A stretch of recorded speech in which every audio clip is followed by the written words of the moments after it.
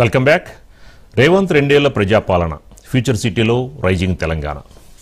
So ఏదైతే రేవంత్ రెడ్డి ప్రజాపాలన సంబంధించి 2 years 2 సంవత్సరాలు పూర్తవుతున్న సందర్భంగా డిసెంబర్ 8-9 తేదీల్లో తెలంగాణ రైజింగ్ గ్లోబల్ సమ్మిట్ అంతర్జాతీయ స్థాయిలో ఈ యొక్క 2 రోజులు కార్యక్రమాలు జరగాలని చెప్పని రేవంత్ రెడ్డి అధికారులను ఆదేశించారు. Hyderabad, Cyberabad next future city, దీనికి ఎక్కువ ప్రాధాన్యత ఇస్తూ కూడా ఈ యొక్క ఫ్యూచర్ సిటీలో అంటే రంగారెడ్డి జిల్లా కందుకూరు మండలం ఫ్యూచర్ సిటీలో ఒక విధంగా రేవంత్ రెడ్డి ప్రభుత్వం చాలా ప్రతిష్టాత్మకంగా ఈ యొక్క సదస్సు నిర్వహించబోతోంది.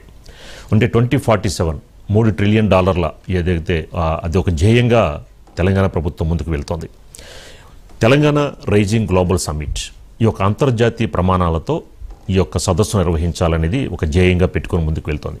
ఇందులో డిసెంబర్ 8వ తారీఖు ఫస్ట్ డే ఈ 2 yearsలో రేవంత్ రెడ్డి ప్రభుత్వం సాధించిన విజయాలు, అలాగే ప్రజలకు ఏదైతే హామీలు ఇచ్చారో హామీలు నెరవేర్చానికి సంబంధించిన స్కీమ్స్ సంబంధించిన వివరాలన్నీ కూడా ప్రకటిస్తారు డిసెంబర్ 8వ తారీఖున. అలాగే రెండో రోజు చూసుకుంటే ముఖ్యంగా ఇది మెయిన్ ఇంపార్టెంట్ థింగ్, ఇందులో సంబంధించి ఒక తెలంగాణ రైజింగ్ గ్లోబల్ సమ్మిట్ సంబంధించి ఒక విజన్ డాక్యుమెంట్ని కూడా ప్రదర్శిస్తారు. అలాగే ఇందులో పారిశ్రామికవేత్తలు, కంపెనీల ప్రతినిధులు కూడా ఇందులో పాల్గొంటారు.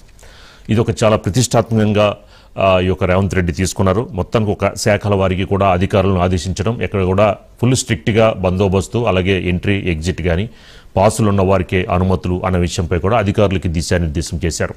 మరి ఈ యొక్క 2 రోజుల సమ్మిట్లో మరి ఈ యొక్క తెలంగాణ ప్రభుత్వం సంబంధించి ఒప్పందాలు జరుగుతాయా, ఈ యొక్క ఒప్పందాల్లో భాగంగా ఏ అంశాలు తెరపైకి వచ్చే అవకాశం ఉంది అన్న అంశానికి సంబంధించి మనకి మరింత సమాచారం మా ప్లానింగ్ ఎడిటర్ సురేష్ అందిస్తారు.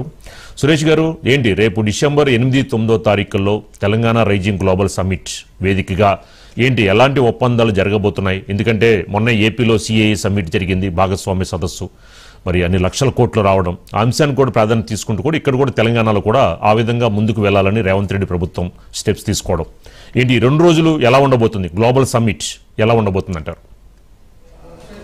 సీతారామస్ గారు, మీరు చెప్పినట్టుగానే 2 ఏళ్ల విజయోత్సవాల సందర్భంగానే తెలంగాణ రైజింగ్ గ్లోబల్ సమ్మిట్, ఈ గ్లోబల్ సమ్మిట్కి ఇప్పటికే జాతీయ అంతర్జాతీయ స్థాయిలో దాదాపు 1500 మంది ప్రతినిధులను ఇప్పటికే ఆహ్వానాలు వెళ్ళాయి. అంబాసిడర్లు కూడా ఉన్నాయి, వివిధ దేశాల అంబాసిడర్లు, వివిధ కంపెనీలు అంటే జాతీయ అంతర్జాతీయ కంపెనీలకు చెందిన సీఈఓలు, ఇతర ప్రతినిధులు కూడా వాళ్ళకి ఆహ్వానాలు వెళ్ళాయి. దాని మీదనే ఇవాళ రేవంత్ రెడ్డి గారు మీర్ఖాన్పేట వెళ్ళి మొత్తం మీద మీరు చెప్పినట్టుగా భారత్ ఫ్యూచర్ సిటీ 30,000 ఎకరాల్లో రాబోతున్న భారత్ ఫ్యూచర్ సిటీలోనే 100 ఎకరాల్లో ఈ సమ్మిట్ని అనేది నిర్వహణ చేస్తున్నారు. చాలా ప్రతిష్టాత్మకంగా చేసుకొని నెల రోజుల నుంచి కూడా దాని మీద దిశానిర్దేశం చేస్తూ రేవంత్ రెడ్డి గారు వస్తున్నారు. మొదటి రోజు మీరు చెప్పినట్టుగానే రాష్ట్ర ప్రభుత్వం, తెలంగాణ ప్రభుత్వం ఇప్పుడు తీసుకొచ్చిన పథకాలు, మన విధానాలకు సంబంధించి, అదేవిధంగా ఇప్పుడు రాష్ట్రంలో గ్లోబల్ ఇన్ఫ్రాస్ట్రక్చర్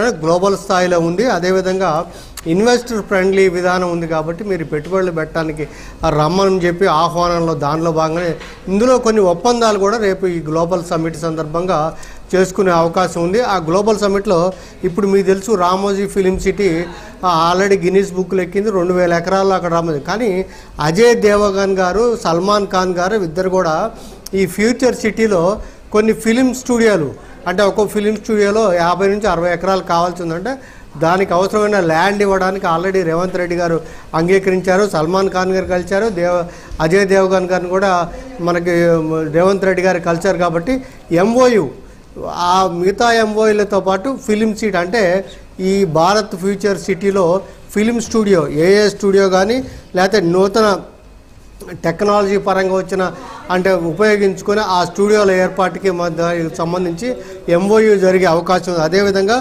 లాజిస్టిక్ పార్క్స్ సంబంధించి కూడా కొన్ని ఒప్పందాలు జరిగాయి.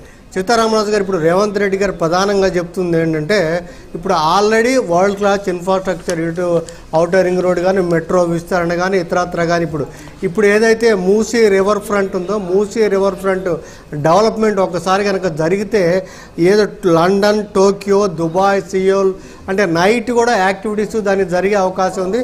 ఆ స్థాయిలో హైదరాబాద్ వెళ్ళే అవకాశం ఉంది. కాబట్టి పెట్టుబడికి ఫ్రెండ్లీగా ఉంది కాబట్టి మీరు రమ్మని చెప్తున్నారు. అదేవిధంగా ఇప్పటి వరకు కూడా పొలిటీషియన్స్ వాళ్ళ పేర్లతోటే కొన్ని స్ట్రీట్స్కి నేమ్స్ ఉన్నాయి. ఇక నుంచి గూగుల్, ఒక లేన్కి గూగుల్ డేటా సెంటర్ పేరు, లేకపోతే గూగుల్ పేరు మీద ఒకటి, మెటా, టీసీఎస్, ఇన్ఫోసిస్, అంటే కంపెనీల ప్రముఖ కంపెనీలు ఆ రకంగా దానికి గుర్తింపు దానికి ఇవ్వడం కోసం ఆ రకంగా పేర్లు కూడా పెట్టాలని చేస్తారు.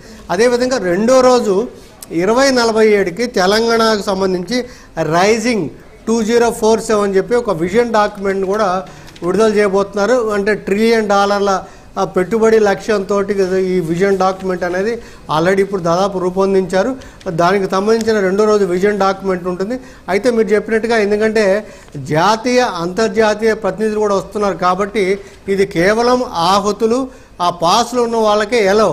తర్వాత ఈ 2 రోజులు సబ్మిట్ అయిన తర్వాత రాష్ట్రంలోని కొంతమందికి ఎవరైనా కానీ విజిట్ చేస్తే వాళ్ళకు కూడా ఇక్కడ చూపించాలి. ఎందుకంటే ఆల్రెడీ మన రాష్ట్ర ప్రభుత్వ సంక్షేమ పథకాల వివరాలన్నీ కూడా అక్కడ వెల్లడిస్తారు కాబట్టి ఈ 2 రోజులు అయిన తర్వాత 8-9 అయిన తర్వాత ఇక్కడ కొంతమందికి అనుమతి అంటే 10, 11, 12 కూడా అక్కడ కొన్ని ప్రోగ్రామ్స్ కండక్ట్ చేయాలి. ఆ రకంగానే విజయోత్సవాలతో సందర్భంగా ప్రజలకు కూడా అవగాహన కల్పించాలనే ఉద్దేశంతో సీఎం గారు ఇంకొకటి కూడా ఇప్పుడు Harvard university, Stanford university, Oxford university ఇలాంటి వాళ్ళు ఇక్కడ కూడా అంటే అక్కడ యూనివర్సిటీలోనే ఇక్కడ కూడా ఒక బ్రాంచ్ లాగా పెడితే దానికి అనుసంధానంగా ఎడ్యుకేషన్ హబ్గా ఇప్పుడే హైదరాబాద్ తయారైంది. ఇంకా ఎడ్యుకేషన్ హబ్గా తయారవడం అవకాశం ఉందని చెప్పారు. సో దానికి సంబంధించి రేపు ఎంతమంది వస్తారు ఏమిటి దీన్ని బట్టి చూడాల్సి ఉంది. సీతారామస్ గారు. Okay right, thank you Suresh గారు.